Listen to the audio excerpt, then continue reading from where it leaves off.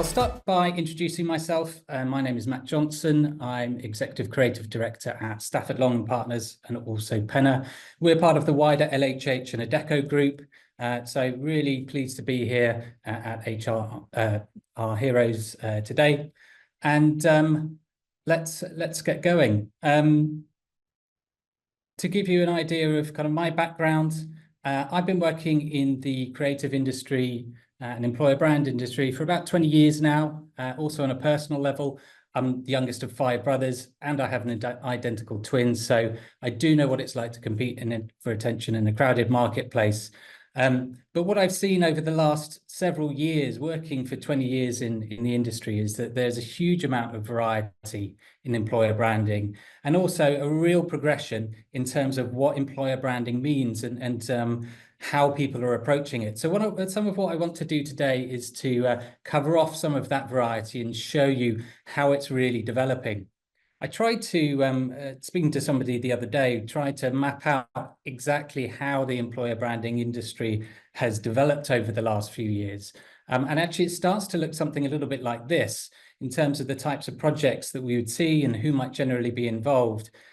A long time ago, it was all about recruitment advertising. It was all about producing things to help employers recruit people and bring them through. And as we've gone through over the last couple of decades, we've started to see employer value propositions come through, brand awareness becoming more important, global employer brands, inclusion value propositions, target value propositions, all the way through to then using this methodology to work on more and more strategic goals. And because of that, employer branding is becoming more and more central to an organization's success. And that's one of the reasons why I wanted to come back to this idea of winning a talent war. And I wanted to come back to the title because this is a phrase that you've probably all heard, and I've certainly heard it a lot of times over the last 20 years. But for me, there are a couple of things that aren't quite sitting right with this kind of approach, winning the talent war. So let's just dispel a couple of things up front. I'm going to start with what I call a comfortable untruth, and that's this idea that you can win. The idea that actually in any tussle for talent against competitors, there's somehow an end point where you put your feet up and you say, brilliant, we've done it. We don't have to do any more. We've won. We are the best employer and that's never going to change. I don't think any of us have ever had that. And let's be realistic, we never will. There's a wonderful strategic thinker called Simon Sinek, who incidentally is working on a coaching initiative with another part of LHH called Ezra. And he calls business an infinite game. And I think that applies here as well. In other words, business is not like football or tennis or rugby, where there's a well-defined set of rules and a well-defined time frame. Success in business isn't about reaching an end. It's not about winning. It's about keeping your business going. And I think the same applies here. Employer branding isn't about reaching an endpoint. It isn't about thinking of it as a finite process or a single project. It's continual. So that's the first thing I want to leave you with. Employer branding is not a finite process. It's a continual process. And the other thing that I want to pull out of that title is an uncomfortable truth, that the talent that we're talking about there in the talent war might not actually be paying attention to you in the way that you're paying attention to them. So the second piece of advice up front is don't ignore what your audience is thinking. The other problem that winning the war for talent poses is it kind of talks over the most important people in all of this, and that's your employees and your potential employees. You do need to connect with them, and you need to be open to the idea that at the moment, there might actually be a disconnect. You might be looking to fill roles. They might not even be looking. You might have one idea of what your organization is all about.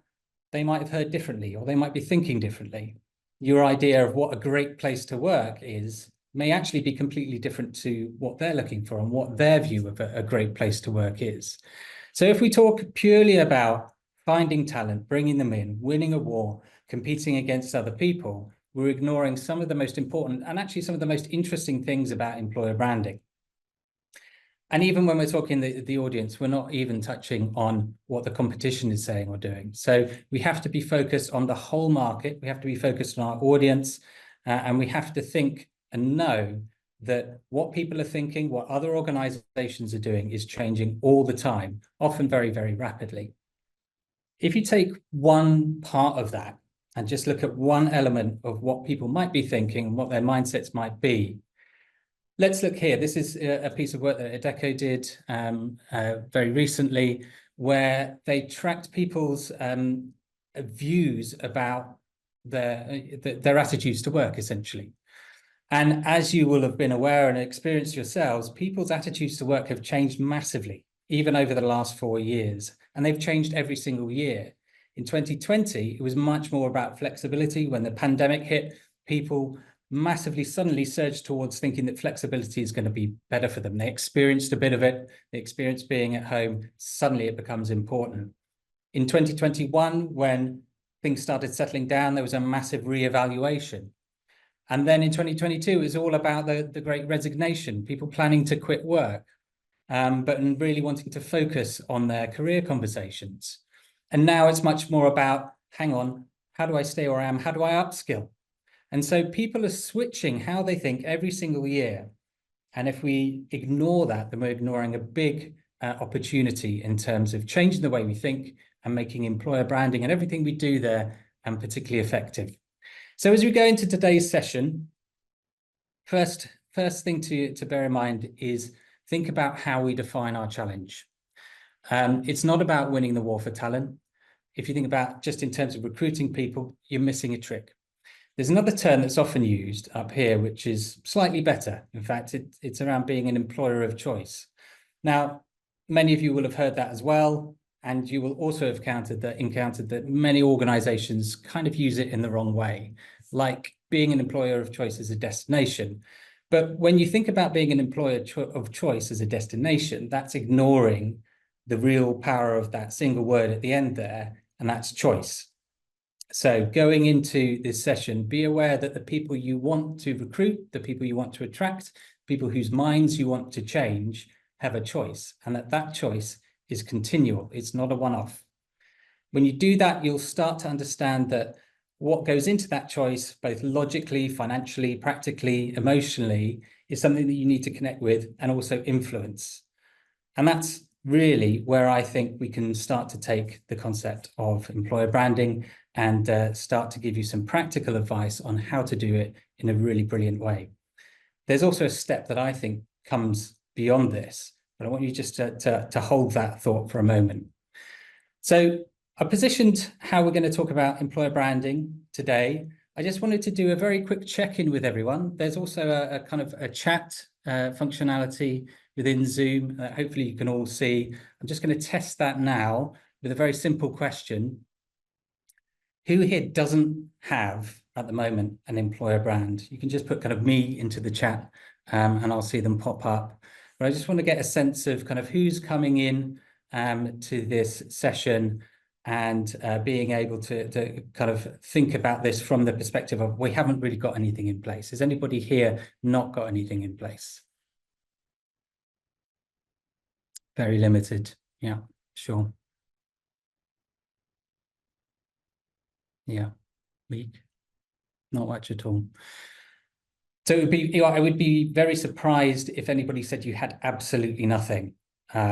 Most organizations have done some work in trying to define their employer brand, but I think a lot of what we often hear from clients and organizations is that either it's quite complicated, they don't really know where to start, or actually it becomes this blossoming and ballooning project that again just kind of adds complication to what is often already quite a complex organization. Now, I believe that actually employer brands should do the opposite. They should simplify things. So if I'm talking about what is an employer brand, what makes a great one, the way that we normally talk about it is this, is that it's a single-minded, compelling idea that energizes people about their part in your organization's future. Now, this works both internally and externally. And this isn't about what you take out and communicate or broadcast. It's about that idea. It's about what people believe. It's about what people connect to. It's trying to crystallize and sum up something that tells people what you stand for and why they should be part of it. The other point here is that it's not description about where you are at the moment or what you're doing. It's about your purpose. It's about your direction. It's about your future. In case any of you are looking at things like business cases or you particularly love statistics, I thought I'd put a few up here on the screen now so you can see why you might want to do or invest in your employer brand and some of the things that that it can give you in terms of benefits.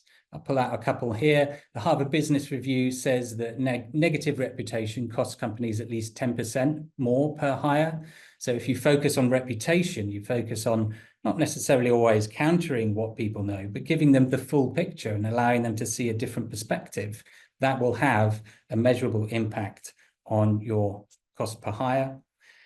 LinkedIn says 67%, there's 67% engagement boost when posts mention culture. Culture is really, really important. We know that. We know from how people are talking about their purpose, how they talk about themselves in terms of how what they do defines them and how who they are should define what they do. So you can't ignore that. And an employer brand is a brilliant way of, again, crystallizing that for people in their heads. 86% of employees say Glassdoor and job seekers research company reviews and ratings to decide on where to apply for a job as well. So it's really about allowing people to get a sense of who you are. Everybody's going to be searching for this type of content anyway, and it's much more convincing, it's much more controlled, I suppose, as well, if you're the ones that are defining that conversation, putting out content to prove what it is that makes you different, and really making it a compelling argument as to why somebody should join you and not another organization. This sums it up quite well. The best organizations evaluate and adapt their EVP to changing expectations. So everything I said in the start about wanting to think about it as a continual process is all about this. It's all about actually being more attentive to the changes that are happening in your audience's minds, the changes that are happening out in the competitive marketplace, and the changes that are happening in your business as well. So what that actually means is that the way to approach employer branding is much less a linear process that might look something like this, and much more an ongoing process, an attentive model that looks a little bit more like this, where you evaluate what already exists. You don't always have to start from scratch. You build out your insight through research. You define what that means and how you might communicate it. You create materials to help communicate it. You launch it, but then when you launch it, you learn from it. You measure the impact of different messages, of different materials. You see how it's affecting the people who work with you already and how it affects recruitment efforts. And then you iterate, you define a little bit more, you create a little bit more. Perhaps you even go back and go, do you know what? There's something we don't understand well enough here. Let's do a bit more evaluation and research. Employer branding should be a process that's all about evolution.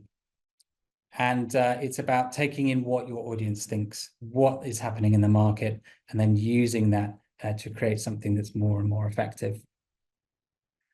So what we're going to do today is go through 3 areas of this and give you a bit of an overview and also give you a few tips on how to make that part of the process most effective in coming up with an employer brand.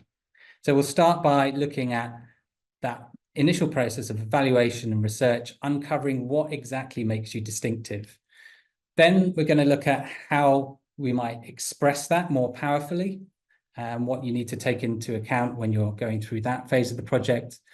And then we're going to look at what you need to think about when you bring it to life, or more importantly, how you prove what makes you distinctive. So those 3 areas are what I'm going to be focusing on next. Let's come to the first one, which is all about uncovering what makes you distinctive. So what might that involve? Let's have a look at some of the activities that might be involved in this kind of process.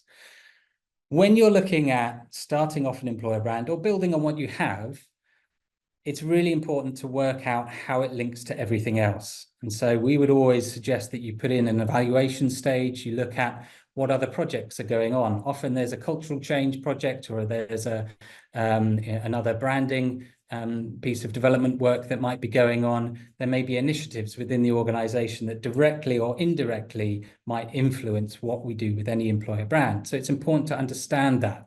It's important to take a look at what you have, both from a kind of brand perspective and a diversity perspective. How inclusive is it? What kind of impression and associations are you building currently with your materials? What can we build on? What do we need to change? And then it's important to get everybody together to agree on what it is you want to achieve from this project. So that's often in the form of a stakeholder workshop. It's about bringing people together, agreeing up front what it is that you need to achieve, and that will give you a lot of clarity. Then it's about building out any gaps that you highlight in that first part with further research. That might be focus groups, it might be interviews, it could be gathering stories from your employees, a particularly important thing when looking at employer brands. And it might actually be about doing a piece of work to define different audience groups, different personas, so that you've got something to refer back to that says, this is what is important to this audience, this is what they'll be thinking, this is the journey they want when finding out about our organization and going through. So all of these different activities, you don't have to do them all, but undoubtedly some of them will be involved in this stage. It's all focused on uncovering what makes your organization distinctive. Now, there's a reason why I've used the word distinctive and not unique, and I'm going to come back to that in a second. But being distinctive is a really difficult thing to do, and it's important to be upfront about that. Again, another piece of research that's out there, Gartner said that only 15% of all brand assets that are out there are actually truly distinctive. So aiming for something that is completely different from everybody else is maybe a little bit too much to aim for. But becoming distinctive, becoming something, putting materials out there that have something that's a little bit different about them, something that's a little bit more you about them, might well be achievable, because it's really important. Some other important facts to throw at you here. Brands with a clear promise outperform competitors, and that's a really important thing to bear in mind. And it applies just as much to the employer branding side of things as it does to consumer branding. You need to have a clear promise to have the effect that you want with the audience that you're trying to attract. So I thought I would pause again here and just ask for a bit of input. What I want you to think about is, in maybe just only 1 or 2 words, based on the top of your head, your current understanding, what at the moment do you think makes your organization distinctive? Could just be 1 or 2 words. If somebody cornered you in a lift and they said, right, what is it about your organization as an employer? So the reason why I wanted to ask you that question is linked to a piece of research that we did last year, where we looked at 200 of the top organizations according to Forbes, top employers according to Forbes around the world. And we looked at what messages are they taking out? How do they position themselves? What do they position as most important and most distinctive about them as employers? And actually, 97% of all of those could be categorized under just 4 categories. And those categories were these: people, with a little bit of a kind of emphasis on, belonging, being part of it; impact you might have in your role; the purpose, joining the organization, the purpose of the organization itself; and personal professional growth. So if you were writing down or even putting in the chat anything that falls under each of those, then actually you're not alone. A lot of organizations will naturally say it's about the people, because I think that's all what we would naturally say. You don't go and say to somebody, well, the organization's brilliant, what they're doing is brilliant, but I can't stand the people. The people are the ones that you have the connection with day to day. And so, of course, they're going to come up as, this is a really important and a really kind of distinctive and powerful part of why I work here. So I just wanted to show you some of what people are saying under each of these different sections, because it's important to know how other organizations and other employers are positioning themselves when you're thinking about how do we uncover what makes us distinctive. So if you look at something like people and belonging, These are just some of the lines that organizations were taking out there. You've got BU, you've got join us BU, you've got share your passion, join the taste, opportunities for all, our people are integral to our success, succeed together, bring what you bring. There's a lot of different messages that all focus in slightly different ways around this concept of people. And this has been in the top three of themes that employers want to focus on for a long, long time. It's not going to go away. As we've said, it's something that naturally people will want to focus on, organizations will want to focus on. But it's important to know that a lot of organizations will be fighting for the same ground when looking at the types of messages to take out there. When you're looking at impact, we've seen a shift. Impact has always been something that, again, organizations like to talk about. They like to talk about making a difference. That's one of the phrases that comes up time and time again.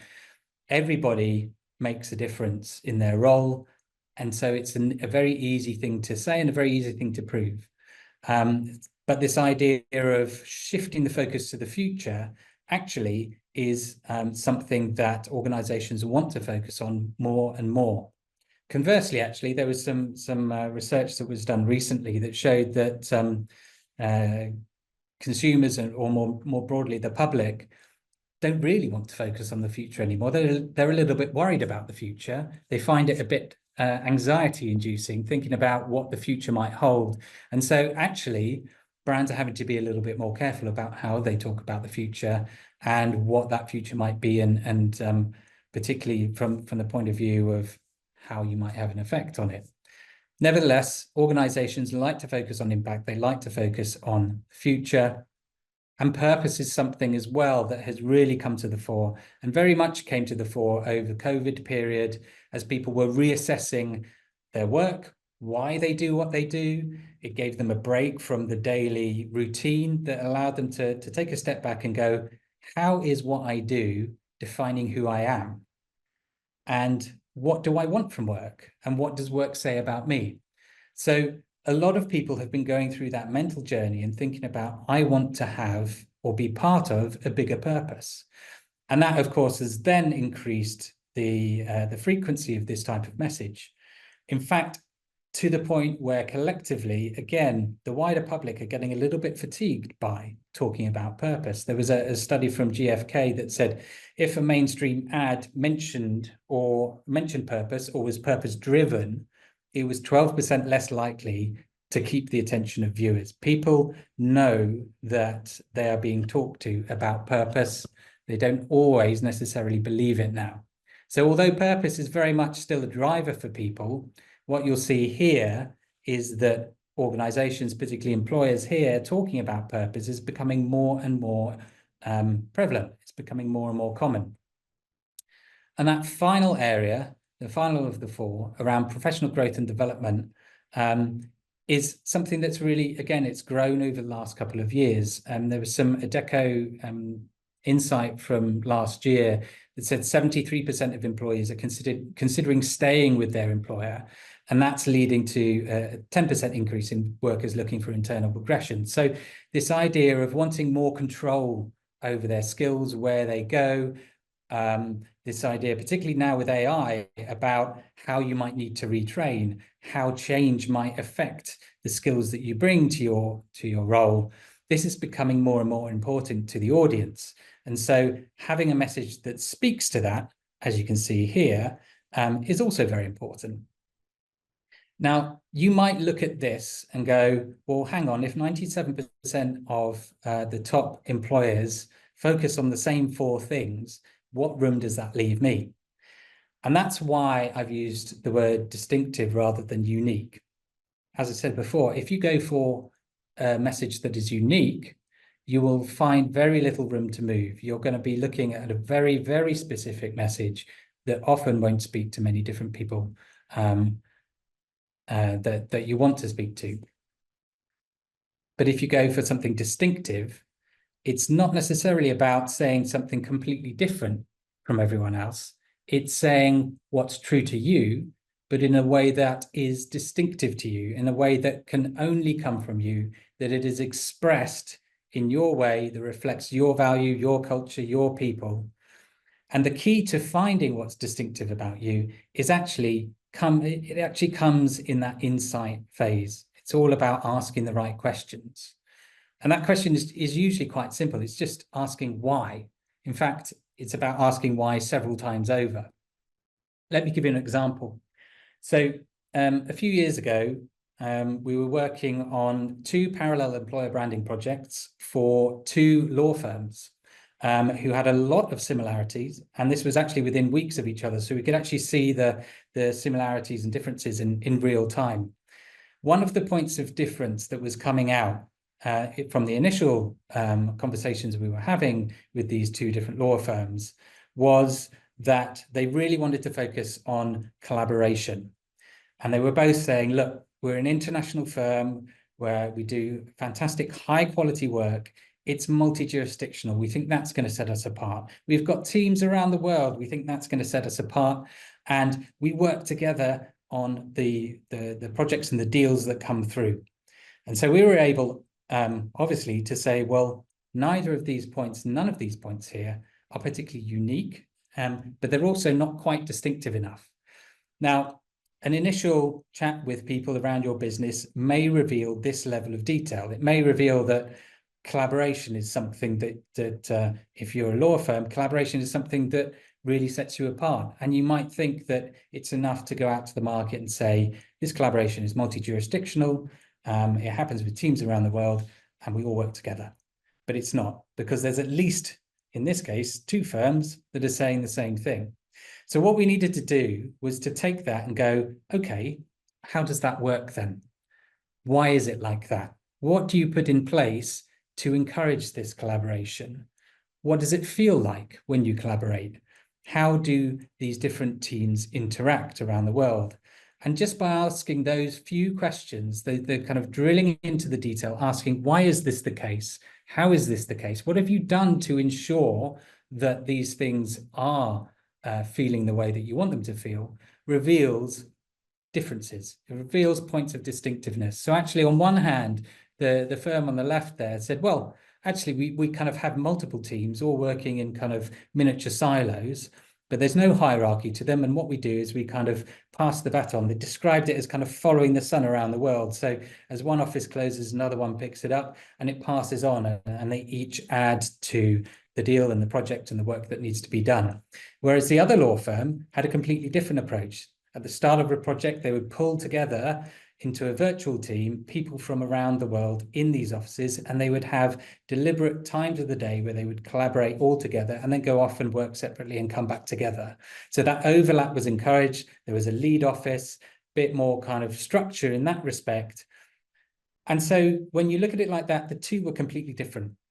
But if you don't ask the questions, you don't dig deep into what it is that about your organization that feels distinctive, if you don't ask the annoying questions about why is it like that?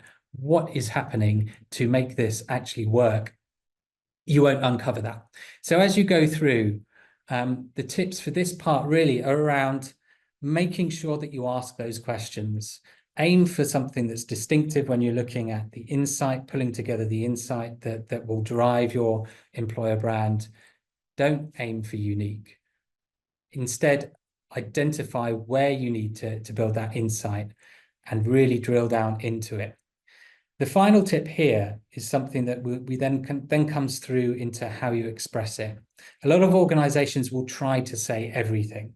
They try to say something that that covers absolutely everything that they want to say. But it's much more important when you are finding out what is distinctive about you as an organization to find out what you stand for. So don't try to say everything. Try and find what it is that you stand for, that one thing or those few things that really set you apart. Because chances are there are other organizations saying all of those things anyway. It's much better to focus on where your strengths are and what you stand for, and then look to express that. So in that first part, it's all about these things, focusing on the distinctive, really drilling down into the detail. Once you've gathered all of that insight, it's then about how do you express it? And this, of course, is kind of starting to get to the area where, as a creative, I get really excited, because the expression of something gives you endless possibilities. But at this stage, when you're right at the center of the process here, actually it comes down to a single activity. And that's about looking at the idea and the message structure.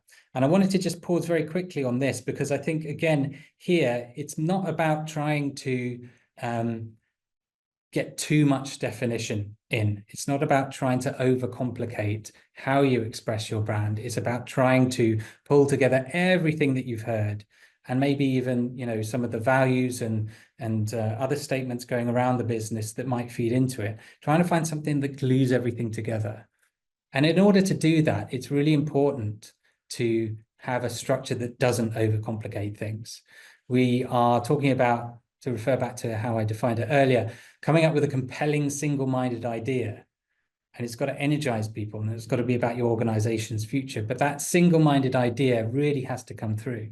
So when we're looking at developing employer brands, what we always recommend is that you actually have a very stripped back structure. Everything should really be about that central idea and how you express it. But at the same time, you know, there are values, pillars, paragraphs that need to be included in that. But they don't need to lead to more pillars and values and paragraphs. It's much better to use this opportunity to simplify things, to pull everything together into something that everybody can get behind, rather than try to express everything in lots of different ways. So the way that we structure it is up on the top there, is we have that central idea that really expresses your point of distinctiveness. And that's the thing that should always be front and center, should always be coming to the fore. But then it's also important to build in flexibility. So we would recommend building out talking points. Some people refer to them as pillars, or they build them out as pillars. I think pillars are there as, you know, as structures. They sit there, they support buildings. Whereas what we're talking about here as an employer brand is something that you could take out to people and excite them with. And when you're talking to somebody, you have points that you might want to talk about. So we refer to them as talking points, and they're simply different messages that contribute to that central idea, but that are maybe kind of covering different topics that you would want to talk about, and that might attract different people. So I put an example underneath here for an organization called the Government Finance Function that we're working with currently to build out their employer brand. They've got a central idea around their strength in numbers, because they're a community of finance professionals who work across many different employers in government. And what they need to do is to promote that connection, promote that network, and find ways to excite people about being part of it. So the central idea is around the strength that they get from numbers, from their career in finance. But then the talking points are reflecting some of the specifics that came out of the research. So on the left, we talk about the community of counterparts, and that was built around some really key insights that came through. One, that it's a community. It's not necessarily an employer in itself, but it is a community of lots of different people all around the country. But also that you've got a different relationship with them. They're not necessarily colleagues, they're counterparts. And there was something special about that word. So using the expression to kind of create a talking point that captures people's attention and doesn't just say, we're a community of counterparts. What you want to be able to do with that is throw it out to someone and then go, well, what does that mean? What do you mean by that? How does that work? How would I feel when I was part of that? And you see, we do that with each of these talking points. And then, of course, backing all of that up is work around the tone of voice, the look and feel that really brings that character and that distinctiveness through. I wanted to just kind of show you a few examples of that by testing you a little bit and showing you the importance of expression in building the sense of a brand. So let's start with an easy one. Let's see if you can guess whose strapline this is. Feel free to put something in the chat. I won't leave it up for long, but if anyone's got any bright ideas or any suggestions, put something down. Utility company. Good suggestion. I'm going to reveal it for you now. it's actually Nike. But what we did here was we took the essence of what they're trying to say, and I asked my team what would happen if we didn't go through the process of drilling something down and looking at how we express it. What would happen if we took the dry outputs of research and we turned it into a strapline? It would be something like this. It wouldn't be just do it. It would be empowering you to take action. And it's so easy for that kind of thing to happen. Let's give you another one. Any suggestions here? Providing energy. I'll give you a clue. It's not a utility company. It's not an energy company. An excellent suggestion. There we go. It's from Samantha. Red Bull, providing energy. But when you think about Red Bull, and I'll come back to them, Red Bull gives you wings. But what is it trying to say? It's not trying to say what it gives you. It's not trying to describe the product. It is showing you the benefits of that product. It's showing you how you feel. One more for you here. We've gone slightly longer. Range of foods that are full of flavor for our customers to enjoy. What's a more exciting way of saying that? Well, it's finger licking good. You can take anything that is distinctively expressed and make it bland, but it's harder to do it the other way. And so as we go through and we look at how do you express things, what you'll see here is that the areas where we've kind of taken something back and we've made it more bland and safer, that's not an expression that speaks to you. So as we go into this second section, defining the message and thinking about how we can come up with that central idea that people can believe in, it's really important to get that expression right. Let's look at one last one here, which actually we didn't make up at all. This is an actual example from the company's website. I'm not sure you're going to get this one, but do feel free to guess. With creativity and innovation at the heart of everything we do, we focus on delivering our unique brand of world-class storytelling to fans and consumers across the region in strategic and locally relevant ways. That, I think, is inspiring. I don't know if you're inspired by it as well. Anyone care to hazard a guess as to which organization this might be? Facebook? Interesting. Yes, it does sound quite Zuckerberg, doesn't it? The BBC, getting closer. Audible, Netflix. I'll put you out of your misery. It's actually Disney. Disney, the kind of the home of childlike wonder and the happiest place on earth, and all of these things that are part of our childhood, has actually expressed what it does in a way that makes it really difficult to see who they are. Of course, this isn't how they promote themselves in reality, but you can see that actually the way you talk about yourself needs to give more of a clue as to who you are. And that's where your distinctiveness can really come out. Let me give you an example and go back to the that first theme that came through the research around people and belonging. So here are three different organizations, very different organizations, and here are three ways in which they all approach this idea of belonging. On the left, you've got Apple. We've already seen their strapline, join us, be you. Now that's very Apple, very minimalist. Their message, when you look into it on their website, it's very simple. It's to the point. You're going to be part of something bigger. You won't lose who you are. They don't need anything else around that. So join us, be you. It's kind of like their technology here. It just works. In the middle, you've got a campaign from a couple of years ago from the Secret Intelligence Service, otherwise known as MI6. And what they're doing here is they're still trying to be inclusive. They're still saying that you could join us no matter who you are. You probably think you can't, but we're just like you. But they've also added that idea of secretly in there. They've taken an element of who they are and used it to disarm people, to kind of add a bit of personality and express themselves, although they're saying exactly the same thing as Apple in a slightly different way. And then finally on the right, Spotify. And on the surface, this is kind of like a play on words. It's not join the brand, it's join the band. Spotify does music. What's a group of musicians? It's a band. But the reason this works is actually when you dig into it, it goes deeper than that. Because the thing about bands is that they're very selective. You can't have a non-selective band because otherwise it becomes, I guess, a bit like a primary school concert where everyone just kind of plays a noise, and that's not really a band. It's more like a cacophony in my experience. But when you look at how Spotify talk about themselves as a band, they do something quite interesting. And what they do is they really lean into that selectiveness. Here's just a small selection of how they talk about it. And I want to draw your attention to the 2 pull quotes that they put on their website. So one, we have no patience for entitled egos, and that's from their CEO. And he's not saying we are not home to entitled egos. He's going one step further. We've got no patience for them. And that tells you so much about their culture.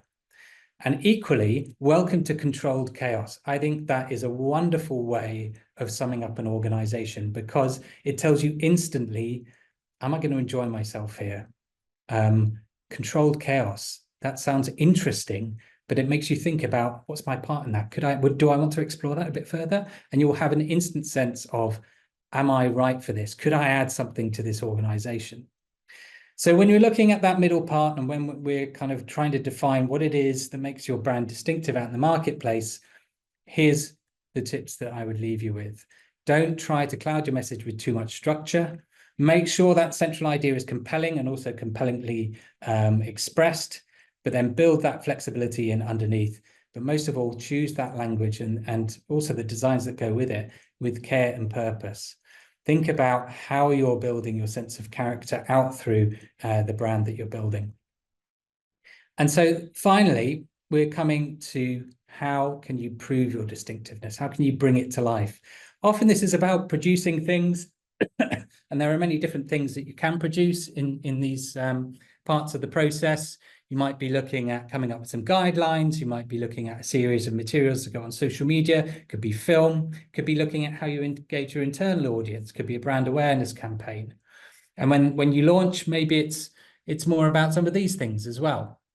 Maybe it's about kind of training some of your internal people, could be about kind of introducing the metrics actually that you're going to measure and see how your brand is changing people's perceptions or improving your cost per hire. But also the key that I think is really important here is not just coming up with a strategy for communicating something, communicating your brand. It's about a strategy for action. It's about not what have I got to broadcast, what have I got to tell people? It's what have I got to show people? I've got something to show you should be the thing that you take out. So let's go back to Disney. Again, a great example of a brilliant brand. Corporate website aside, they know how to bring a brand to life. And if we look in particular at Disney World, everybody knows about Disney World. It's the self-proclaimed happiest place on earth. That is one of the strongest brand promises that I think you'll find out there. And I wanted to play some of my experience of that. We went with the kids last year, loads of hype, telling the kids it's the happiest place on earth. You're really going to enjoy it. We got there. This was my daughter's face. This was the first parade that we saw. And she chose that moment to turn to me and say, actually, I don't really buy into this Disney stuff. It's a bit much. And Mickey Mouse is a little bit creepy. So we'd flown all the way across the world, arrived in Florida, turned up to Disneyland. And this was the reaction that we got. And I would say that from a brand perspective, my daughter here, who was about 13 at the time, is probably your worst nightmare. She's the cynic in your audience. She's the one that says, I very much doubt that what you're saying is true. In fact, her favorite phrase at the moment, whenever I say something, is just sure. So that's exactly what you're dealing with. But let me play what happened on the last day. We went back to the Magic Kingdom, and she's a changed girl. She's going around, she's fist bumping all the statues. She's going up to characters. She's engaging with everything there. And the reason that she's done that is because Disney, in Disney World, is one of the best examples of building an experience. At every single touch point, the brand is coming through. Their people are smiling. They are all in character. Everything is about building out the story, immersing you, whether it's the music or the smells or the food or the sights or the fireworks. Everything contributes to how you think about that brand. And that's a great way to think about an employer brand as well, because it's not always just about what is the headline, what is the strapline. It's about how do you build up an idea of what you stand for. And let's come back to Red Bull as well. Red Bull gives you wings. It's not just about the drink. And what they've been able to do with their brand, building it out into, flying competitions. They've dropped somebody from the edge of space. They've built entire Formula One teams, all in service of the brand of Red Bull. This is a fantastic example of building associations by doing things that prove what your brand is all about. So my question to you is, what are you willing to do? If Red Bull are willing to drop somebody from the edge of space, how are you going to prove to the people that you want to attract what your brand is all about? A few more achievable things here, just taken off some of my own experience and some of the brands that I've worked with, but also seen. Let's take this idea of problem solving. You're looking for problem solvers. How do you get that out? How do you prove that? It might be running a competition where you're asking somebody to hack into a website. We've done that to great success before. Could be, we did a giant cube installation that was all filled with all these puzzles on behalf of an organization. We've done a tent where we set up a video challenge of quick thinking for students and graduates to join this consultancy, where it was all about quick thinking. They had 10 seconds to answer a question. That proves this idea of extreme problem solving. If you're talking about valuing the individual, is it about doing really specific targeted campaigns? We've done one for a client where it was targeted, in their words, geeks.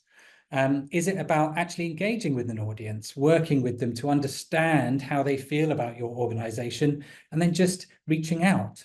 It doesn't even have to be an advertising campaign. It could just be reaching out. That shows that you value them. At World Employer Branding Day last year, there was a fantastic example of Kaufman, which is a supermarket in Romania, that did a social media campaign where they'd come up with some dance moves, but actually integrated in the dance moves was sign language that said to people who were deaf, "You're welcome here." It's absolutely fantastic and really innovative use of social media, but more importantly, it just tells you something about who they are.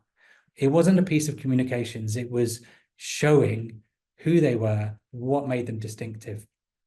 Similarly, if you're talking about kind of making something, showing something that's made by you, involve people, hackathons, pulling people together into gatherings. Look at live broadcasting, how you can play back what people are saying to you, personalize things, loads of things that you can do to prove who you are as an organization and really elevate what your employer brand does. So when you're looking at this, think about your audiences first and foremost. Don't just communicate something, show it, prove it. Don't be afraid to go big or try something new. As I said before, this is an iterative process. So when we're looking at how do you build a great employer brand, there's lots of different things that you can do. There's lots of things that can get you the insight that might help you find that point of distinctiveness. If you express it right, it's something that will speak to people. If you create something that draws them in and you do things out in the marketplace that prove who you are, again, what you're doing there is you are convincing people, you're communicating to people, and you're pulling them in. And what you're able to do there is not just look at winning the war for talent, not just look at recruiting people, not just actually even being an employer of choice. Yes, you're focusing on people's choice, but what you're doing is you're listening to people. You're working out, what levers do I need to pull? How do I need to speak to this person? How do I need to get this person to believe in what we're doing, whether they work for you or might work for you? How do you continue to grow and develop?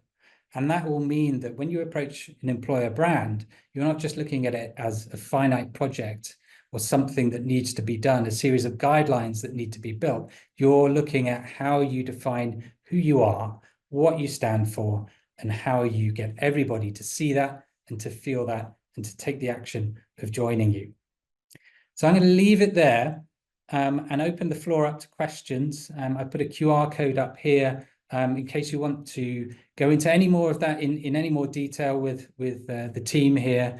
There's lots that I think we've covered, but there's so much more as well that we can talk about.